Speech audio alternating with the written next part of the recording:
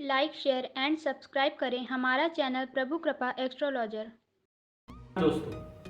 दोस्तों मैं रत्नेश दीक्षित अपने YouTube चैनल प्रभु कृपा एस्ट्रोलॉजर में आप सभी का बहुत बहुत स्वागत करता हूं। दोस्तों आज अपने इस वीडियो में मैं बात करूंगा पितृपक्ष के बारे में।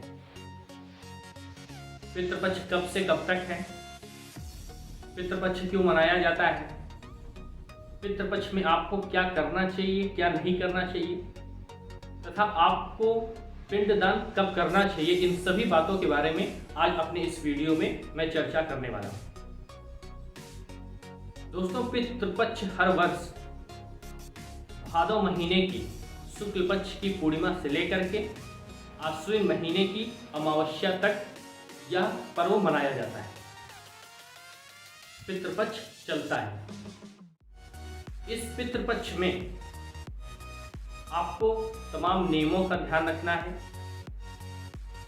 तमाम रूल्स एंड रेगुलेशन को फॉलो करना है। उनको जानने के पहले आइए, वैसे तो दोस्तों अपने शास्त्रों में जैसे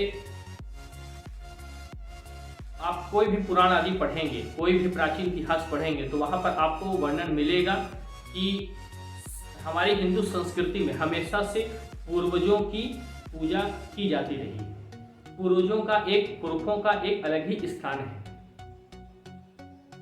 जिससे वह प्रसन्न होते हैं और अपनी संतति को जो इस धरती पर रहती हैं उनको आशीर्वाद देते हैं, जिससे उनका कल्याण होता है। दोस्तों ऐसा पुराणों में वर्णन भी आता है कि जब कुंती के ज्येष्ठ पुत्र कर्ण उनका स्वर्गवास हो गया तो स्वर्ग में उन्हें भोजन करने के लिए स्वर्ण आदि ही दिया जाता था। इससे परेशान होकर के उन्होंने एक दिन इंद्र से इसका कारण पूछा कि आखिर इसका क्या कारण है कि मुझे भोजन करने के लिए स्वर्ण आदि दिया जाता है। तो इंद्र ने कहा कि तुमने धरती पर स्वर्ण का ही दान हमेशा किया है, परंतु अपने पुरखों के लिए, अपने पूर्वजों के निमित्त तुमने कोई भी दान कुछ भी नहीं किया, इसलिए तुम्हें स्वर्ग में स्वर्ण आदि ही प्राप्त हो रहा है।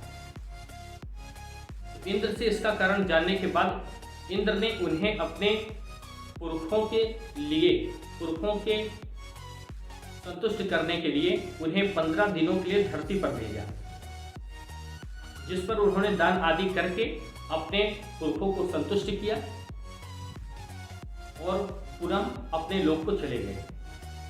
दोस्तों तब से यह पितृपक्ष 15 दिन का मनाने की विशेष रूप से परंपरा मानी जाती है।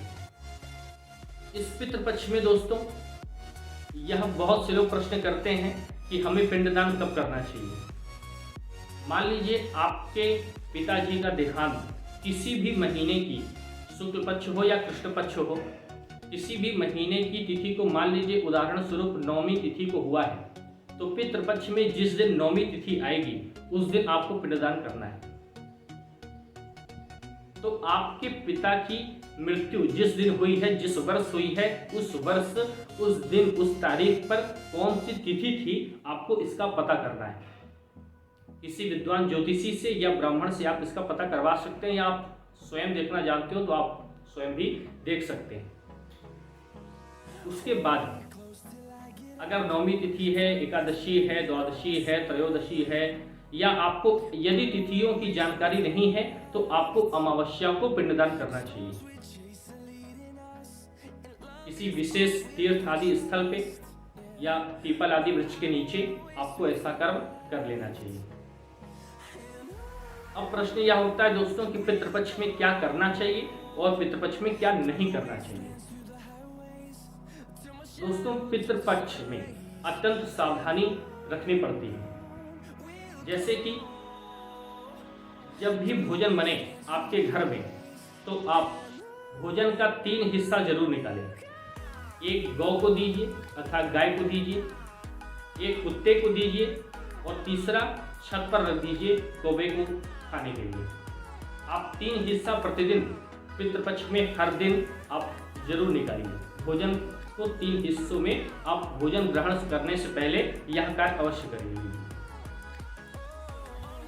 इस पितृपक्ष में आपके पितृ जो भी हैं वह धरती पर आते हैं और आपसे अच्छे कर्मों की, दान आदि की, पूजा उपासना की प्रतीक्षा करते हैं कि आप उनके निमित्त कोई धर्म का कार्य करेंगे, दान आदि करेंगे, उनके निमित्त भोजन रखेंगे, जिससे वह सूक्ष्म रूप में ग्रहण करते हैं।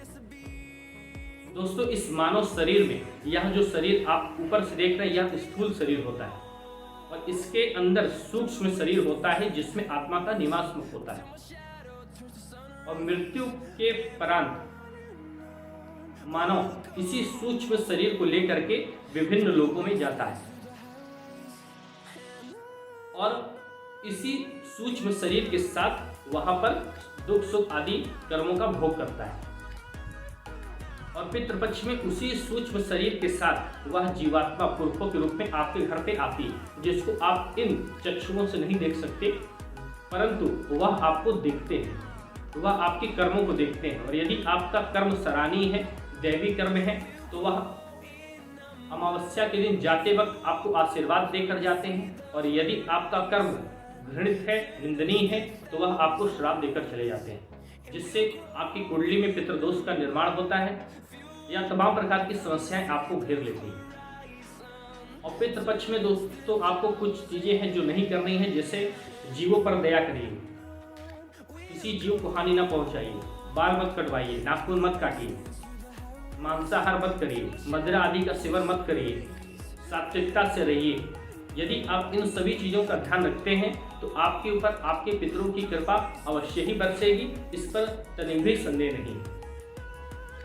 तो दोस्तों, हमारा यह वीडियो आपको कैसा लगा कमेंट बॉक्स में ज़रूर बताइएगा तथा वीडियो को लाइक और शेयर करना तथा चैनल को सब्सक्राइब करना मत भूलिएगा। जय श्री मेरी माधव।